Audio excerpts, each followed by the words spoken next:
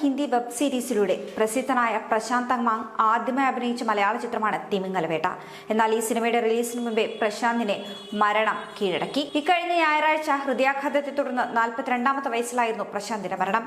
Indian idol season 3 വിജയിയായിരുന്നു Tamang. VMR ഫിലിംസിന്റെ ബാനറിൽ രാകേഷ് ഗോപൻ രചനയും സംവിധാനവും നിർവഹിച്ച തിമിംഗലവേട്ട റിലീസിനൊരുങ്ങുകയാണിപ്പോൾ. അനൂപ് മേനോൻ, രമേശ് പിഷാരടി, ബൈജു സന്തോഷ്, കലാഭവൻ, ഷാജോൺ തുടങ്ങി മുൻനിര താരങ്ങളൊക്കെ അണിനിരക്കുന്നൊരു ചിത്രം കൂടിയാണിത്. മേഘ തോമസ് ആണ് ചിത്രത്തിൽ പ്രധാന സ്ത്രീ കഥാപാത്രമായി എത്തുന്നത്. സജിമോനാണ് ചിത്രത്തിന്റെ നിർമ്മാണം. ഏപ്രിൽ റിലീസായിട്ടാണ് ചിത്രം എത്തുന്നത്. സമകാലിക ഇന്ത്യൻ രാഷ്ട്രീയ പശ്ചാത്തലത്തിൽ നടക്കുന്ന സംഭവങ്ങളുടെ നേർചിത്രങ്ങളാണ് ചിത്രത്തിന്റെ പ്രമേയം. ആക്ഷേപഹാസ്യ രൂപത്തിലാണ് ചിത്രത്തിൽ ഇതിനെയൊക്കെ അവതരിപ്പിക്കുന്നത്. അതേസമയം നിയമസഭാ തെരഞ്ഞെടുപ്പിലേക്ക് അടുക്കുന്ന കേരളത്തിന്റെ രാഷ്ട്രീയ അന്തരീക്ഷത്തിൽ ഈ ചിത്രം എന്തുകൊണ്ടും സമകാലിക പ്രസക്തവുമായിരിക്കും.